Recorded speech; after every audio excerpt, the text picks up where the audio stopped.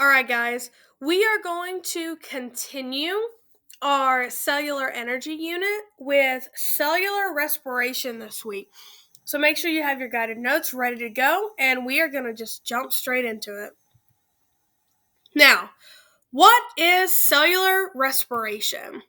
Cellular respiration is the process by which all organisms are going to break down glucose to gradually produce energy in the form of ATP.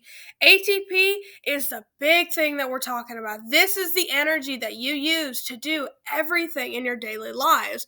So, cellular respiration is how we accomplish to produce this type of energy for the body. Now, this is going to be your equation for cellular respiration. So I apologize that the format is kind of wonky, but you get the idea. So it is going to begin with your reactant side, which is going to be to the left of the arrow. You're going to start with glucose or sugar, which you can see that's going to be made of our 6 carbon, 12 hydrogen, and 6 oxygen. You're also going to additionally add that with some more oxygen that's put off by itself. But if you notice, we also have this 6 here that's in front of it. That means that even though this says 2 oxygen, that we are going to multiply these two numbers, making the total percentage of oxygen be higher on the reactant side. So let's move to the right side of the arrow. This is going to be our cellular respiration products. So we will have carbon dioxide, which once again, just like we had over here with the oxygen, we have our 6 over here in front of our carbon dioxide, which means once again, we're going to be multiplying that 6 by the 2, showing we have that many carbon and that many oxygen for this side of the equation. Same thing goes for our water molecule here. And of course, we're going to have energy on the product side because that's the big thing that we're trying to get from cellular respiration is the body's trying to make energy for you to do work. So of course, the energy is going to be on the product side. Now, what is the equation for cellular respiration?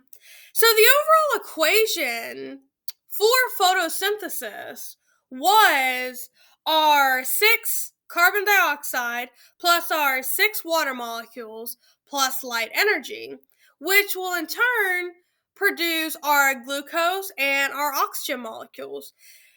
And if you notice, the overall equation for cellular respiration looks a little similar to our photosynthesis equation.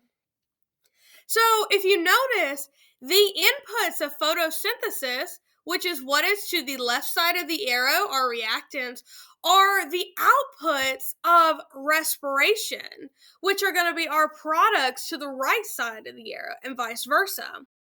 So therefore, scientists say that photosynthesis is just the opposite of cellular respiration.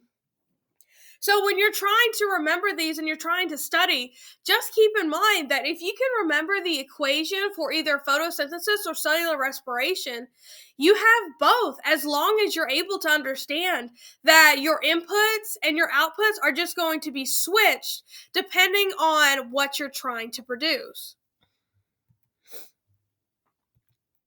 Now, where does cellular respiration occur?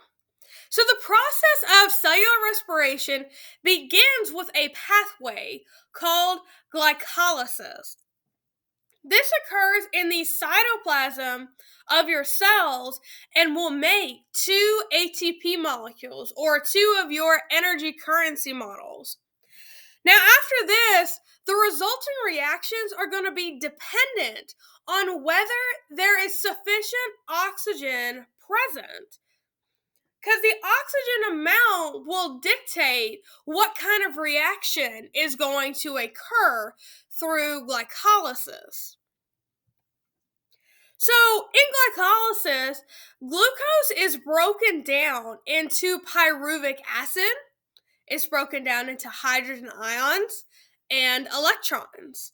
So, 2 molecules of ATP are going to be used for this process, but 4 are made.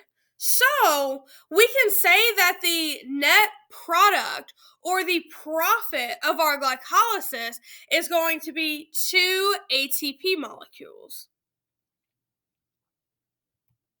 So you can see from this little table here, we have our glycolysis that is over here to the far left. This is what we're starting with. And like I said, based on the amount of oxygen we have, will make the specific types of respiration. So, if we have sufficient oxygen available, that's going to lead us to aerobic respiration, which will make 36 ATP molecules. Now, if we don't have sufficient oxygen available, this will lead to anaerobic respiration, which will only produce 2 ATP molecules in the long run. So that's just the general overview of why glycolysis will go into these different types of respirations.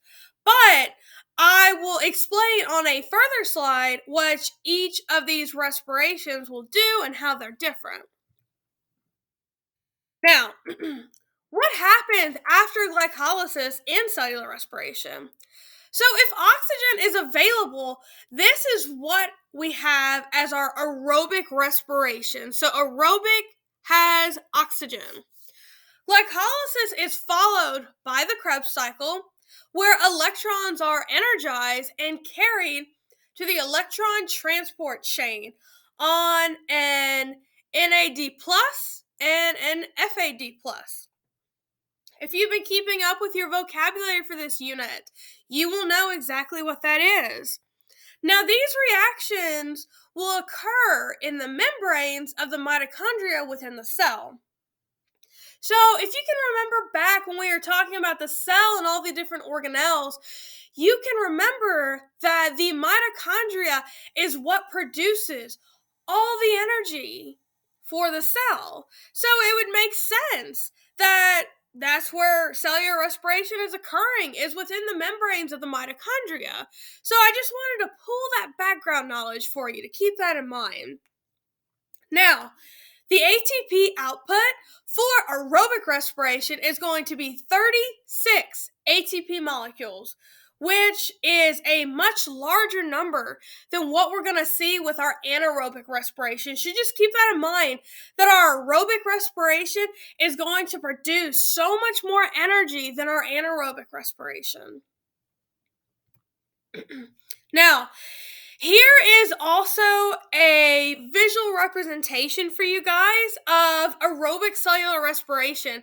So you can see here once again at the top, we're going to be starting out with our glycolysis. And you're going to see we're going to have our 2 NADHs plus our 2 ATP molecules, because we cannot continue to make more energy without energy itself. So this will turn into our pyruvate, which will also produce our carbon dioxide and more NADH.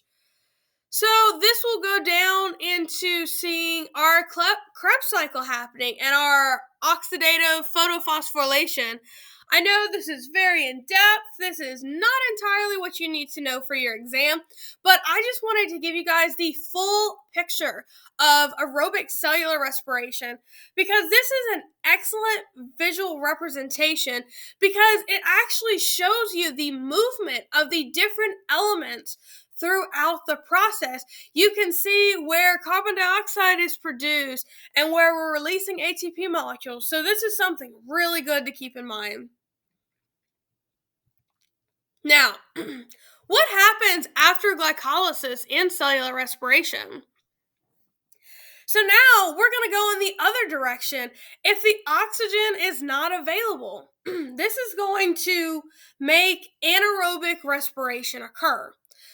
So glycolysis is followed by the fermentation. Now, there are 2 types of fermentation that can occur.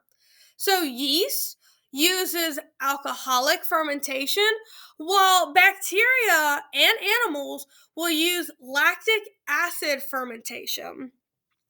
So these 2 different types of fermentation will have different products that can occur. So, for alcoholic fermentation, it is produced by carbon dioxide and ethanol alcohol. So, examples of things that we can produce with the alcoholic fermentation is bread rising. So, that is the yeast that we use to help our bread rise. That is why our bread is no longer flat like it used to be many, many years ago.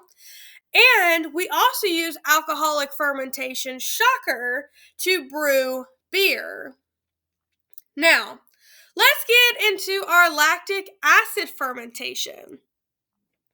So, this is produced with carbon dioxide and lactic acid, but the products that you can see is sore muscles, the production of yogurt, cheese, and pickles.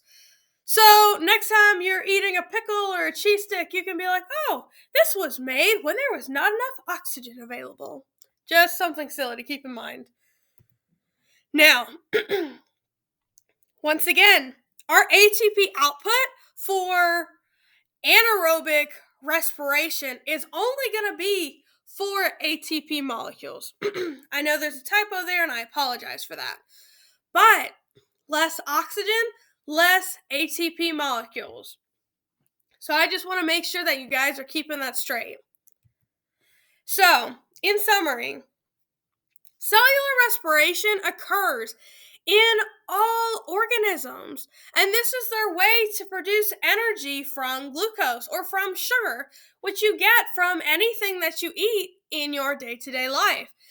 Now, if oxygen is present, our ATP can be efficiently produced through aerobic respiration. Well, yes, we can make ATP through anaerobic respiration, but because it produces in such a small amount, it is not nearly as efficient as what aerobic respiration would be. You can think of that as if you're going for a run, for example. If you're running out in the fresh air, there's nothing restricting your airways, you're not going to have any problem continuing your energy, and you're going to run and run and run and run, and you're going to feel fantastic. But if, let's say, you decided to wrap some stuff around your nose and mouth that will restrict your breathing, yes, you can still run, but your running and your stamina is not going to last nearly as well, and you're not going to get as much out of your run because you don't have efficient oxygen flow for you to continue. Now, if oxygen is not present, your cells, like I said, will produce less ATP through fermentation. So that's going to be where we see our difference. So even though aerobic respiration is going to be better for our ATP production, a plus side with our ATP production with anaerobic respiration is that we get fermentation, which we in turn use for other things in the body and in our daily lives. So, this is part 2 of our lesson so far. So, I hope that made sense. If you have any questions, please feel free to let me know. And thank you so much for watching, guys.